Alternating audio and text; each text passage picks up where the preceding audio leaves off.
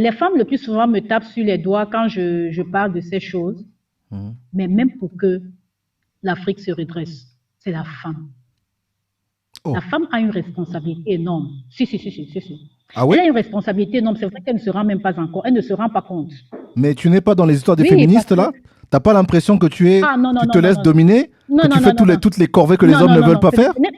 Oh, je suis pas trop Non, ce d'accord n'est pas avec une toi. domination. Non, ce n'est pas une domination. Comment Ce ça, n'est c'est pas une pas une domination, domination? Mobali. Et les Mobali, hommes sont passés où? la Les hommes, poule, la c'est pas leur poule et le boulot? coq. La poule et le coq. Hmm. C'est la poule qui se réveille avant le coq. Mais la poule secoue le coq. Elle lui dit, fais ton travail, va chanter. À chacun son travail. À chacun son travail. Oh oh. Donc, chez nous, on n'a pas besoin d'une certaine égalité homme-femme. Ce sont des histoires. Pourquoi? Parce que Mobali, déjà, si, comme mon compagnon est là, Hmm. mon compagnon, tout au plus profond de moi, Hmm. je vais le réveiller le matin que c'est toi qui dois faire telle chose. N'oublie pas de le faire. Hein. C'est toi qui dois parler devant les gens. Moi, je ne parle pas devant les gens. Hein. Je te dis et tu vas parler devant les gens. Hmm. C'est moi qui ai dit. Mais il va dire que c'est lui. Mais il n'y a pas de problème. C'est pour le bien de la communauté, pour le bien de la famille. Hmm.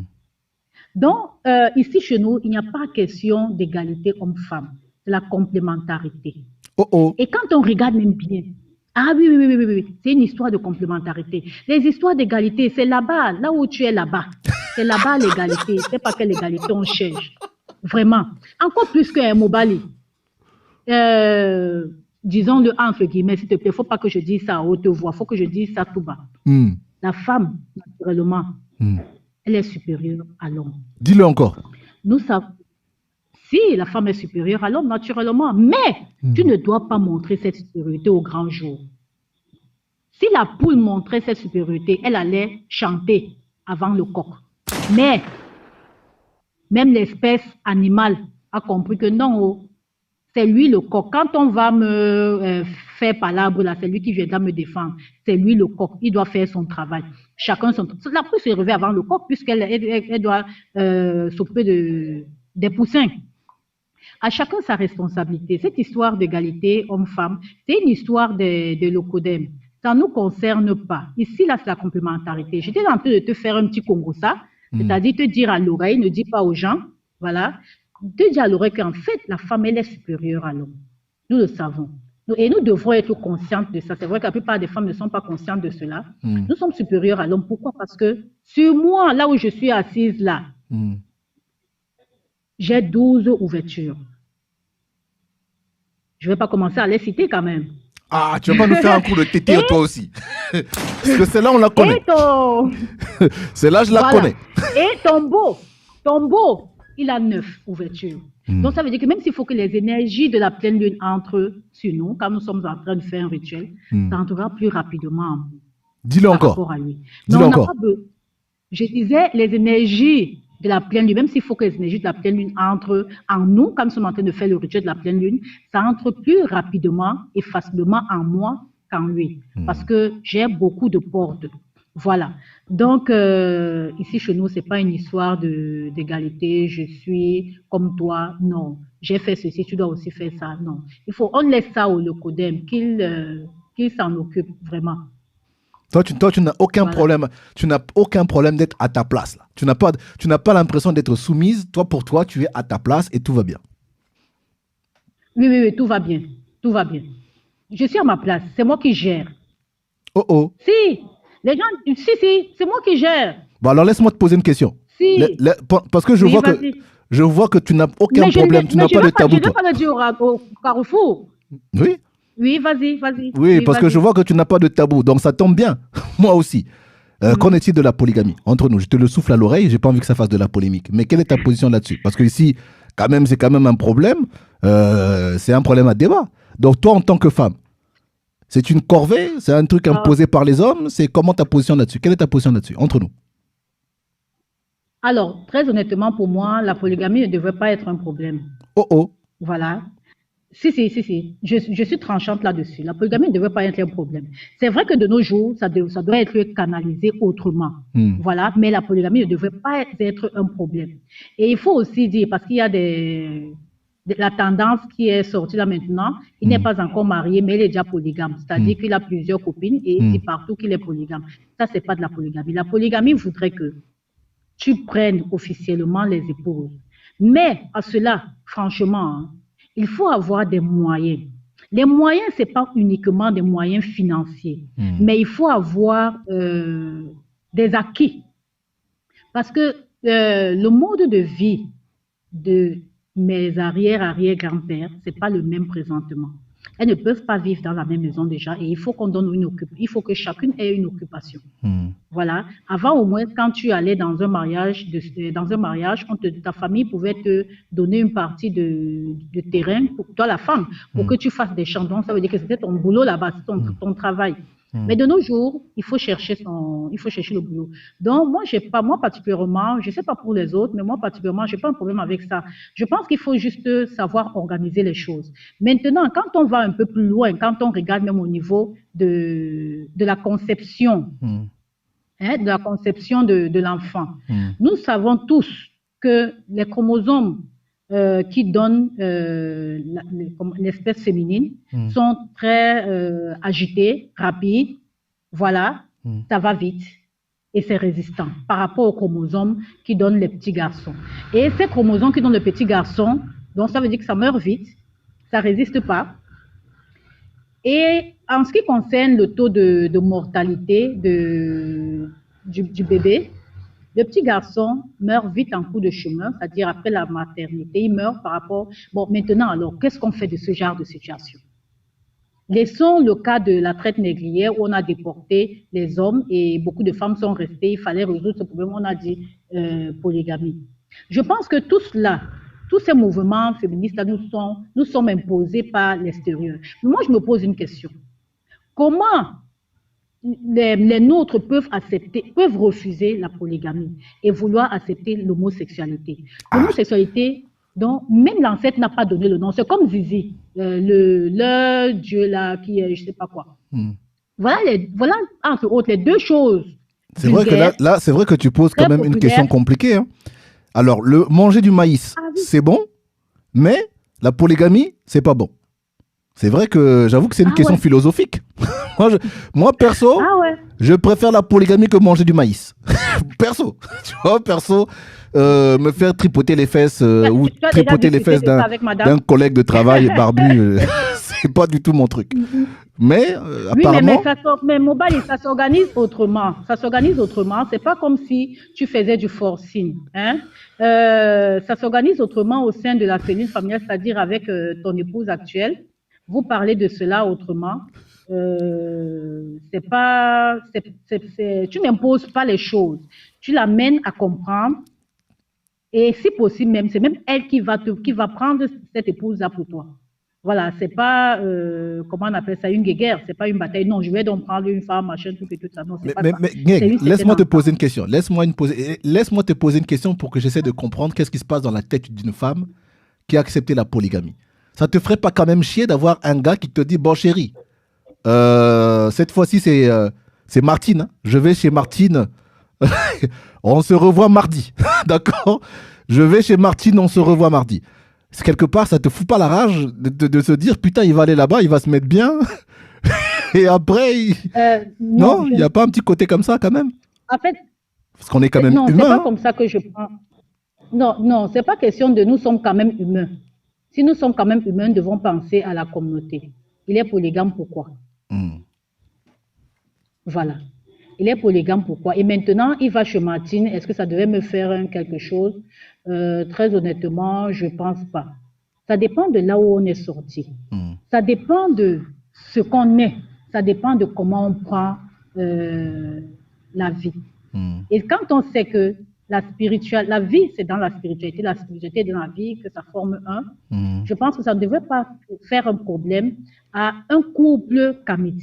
Mais comme je l'ai dit tantôt, Mobali, il faut que les choses soient bien organisées. C'est pas les histoires du genre, tu te lèves, tu vas prendre n'importe qui vient avec n'importe quelle énergie. Parce qu'il y a autant de choses qu'il faut que la femme qui a une certaine intuition, qui a certaines prédispositions, qu'elle puisse au préalable examiner. Est-ce que celle-ci peut venir dans ma famille? Est-ce qu'avec celle-ci, on peut créer une communauté forte? Dis-le. Elle vient avec quelle énergie? Est-ce qu'avec celle qui arrive, on peut créer une communauté forte? Donc, c'est pour ça que je disais tantôt que tout cela se voit au sein de la cellule familiale. Voilà.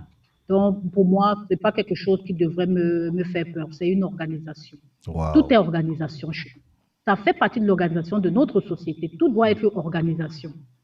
Voilà. Ok, ma sœur. Okay, bon, mais malheureusement, les autres nous ont imposé, comme ils nous ont imposé leurs choses, ils nous ont aussi imposé. Mais moi, je ne comprends pas comment. Quelqu'un peut accepter que non, je ne veux pas la polygamie, mais oui, on va signer pour le mot machin chouette. Non, mais c'est même pas la question, c'est pas celle-là. La question, c'est que comment il y a une espèce d'hypocrisie parce qu'au final, tout le monde trompe tout le monde. Surtout ici en Europe, ma sœur. Si ta meuf ne te trompe pas ou si ton gars ne te trompe pas, eh ben, il va te tromper avec un toy. Je te dis, ils ont des plastiques ici. Alors en Afrique, c'est pas trop la mode peut-être, mais ici là, il y a certaines femmes, parce que comme tout le monde passe le temps au boulot, il y a certaines femmes ont certains jouets. Donc si elle ne te trompe pas avec Jean-Luc du 2e étage ou avec Momo du 6e, eh ben, elle va te tromper quand même avec un jouet. Hein. Et le gars, c'est pareil. Hein. Le gars, il est peut-être marié, mais il a son premier bureau, son deuxième bureau, son troisième bureau. Et s'il n'a pas tous ces bureaux-là, mon pote, il a quand même YouPorn qui peut l'aider. Et le savon qu'il a avec.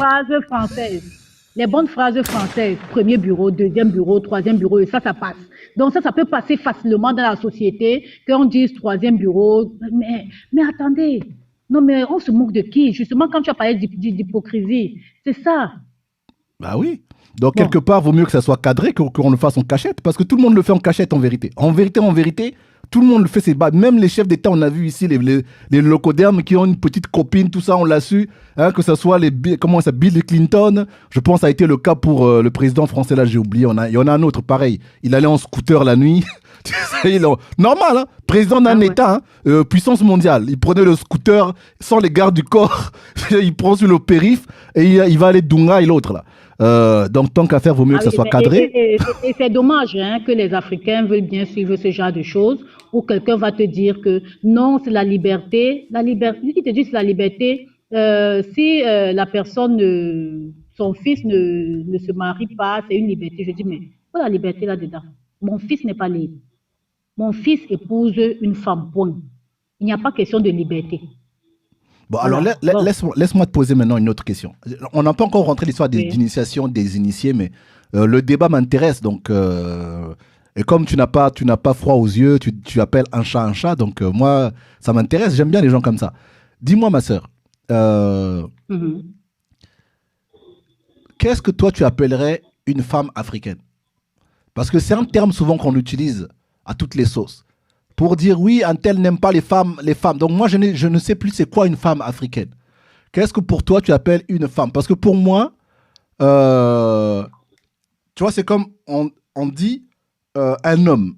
Un homme, c'est pas forcément dans le sens il a un sexe mâle, tout ça. C'est pas forcément ça. Un homme, ça a de l'honneur. C'est pour ça qu'on dit donne-moi ta parole d'homme. Tu vois? Tu m'entends? Oui. Tu vois, c'est pour ça que les locodermes, voilà, c'est-à-dire que tout le monde n'est pas forcément un homme. C'est-à-dire que dans la pensée, même chez nous, hein, en Afrique, c'est pareil. Tout le monde n'est pas forcément homme et tout le monde n'est pas forcément une femme. Il y a certains principes de morale, de l'honneur qui rentrent en jeu. Certains codes, tu vois. Un blanc, quand il te dit « donne-moi ta parole d'homme », c'est-à-dire qu'il veut être sûr que toi, là, en tant qu'homme, tu vois, tu peux pas tricher. Donc tout le monde ne l'est pas, c'est pareil. Hein.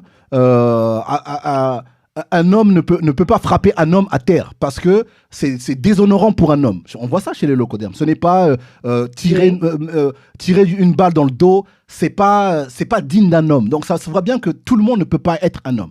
Et c'est pareil pour les femmes. Tout le monde ne peut pas être une femme. C'est pas parce que sexuellement t'as un truc, t'as un périphérique que ça veut dire que t'es une femme. Maintenant, moi, ce que je veux savoir, selon les principes, au niveau des principes, à partir de quel moment, toi, tu dis, ça, c'est une femme? Voilà, oui, Mobali. La femme africaine, c'est d'abord l'estime d'elle-même, la dignité, sa dignité. La femme africaine, c'est la femme, c'est celle qui a pris conscience de son état femme, c'est-à-dire que elle sait qu'elle doit conduire une communauté quelque part.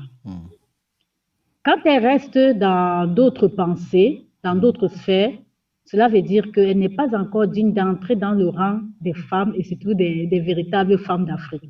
Bon, elle va être une fille d'Afrique, oui, mais femme, parce que sauf si j'ai mal compris, parce que quand tu dis femme, tu veux dire une femme pleine. Voilà, une femme pleine, c'est une femme qui a des vraies valeurs. C'est quoi les valeurs là? Voilà. Moi, je veux ça. Donne-moi des exemples. Quand tu dis une femme qui a des valeurs, par exemple.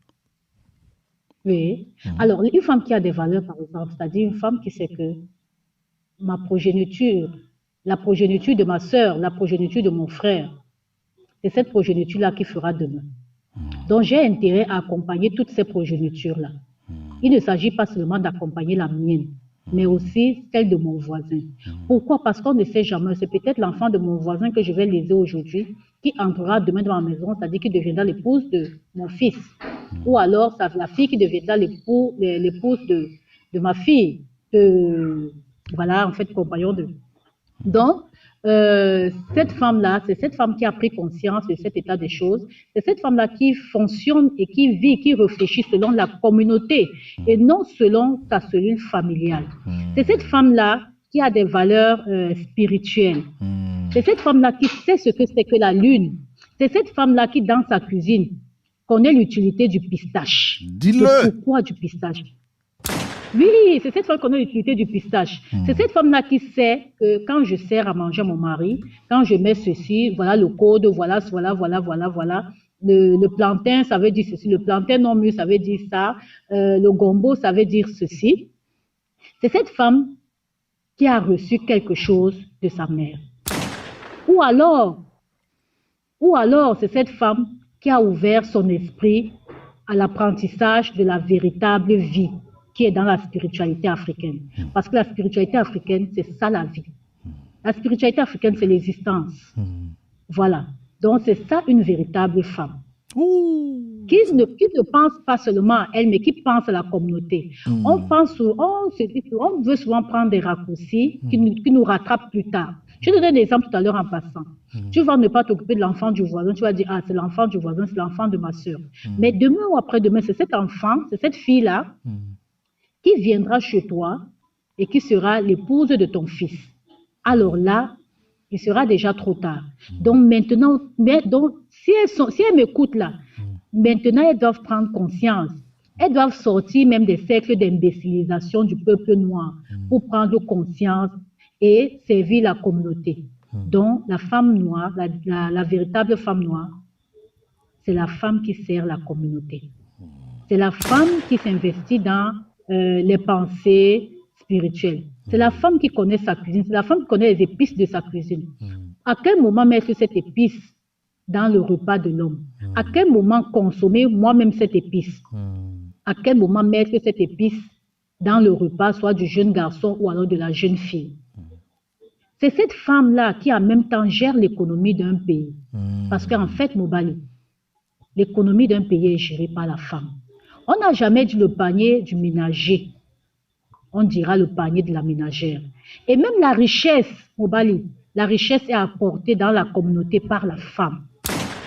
La preuve en est, Mobali, chez les Douala, quand on parle de Minyangadou, donc de la terre, voilà, je vais dire cela en français pour que ça aille plus vite. Quand on parle de la terre et de l'arc-en-ciel et de la voûte céleste, c'est-à-dire du ciel, la relation, c'est la terre-mère. Donc, l'arc-en-ciel quitte d'un bout de la terre-mère pour aller chercher les biens vers le Père et pour ramener vers la terre. Qui l'envoie? C'est la mère. C'est tout comme la mère physique peut dire à son enfant, va voir le père, dis-lui de m'envoyer le manioc, la patate, le coq, le zoom ou le cuit. Donc, et cette richesse-là, ça veut dire que la mère est au départ de la création de la richesse.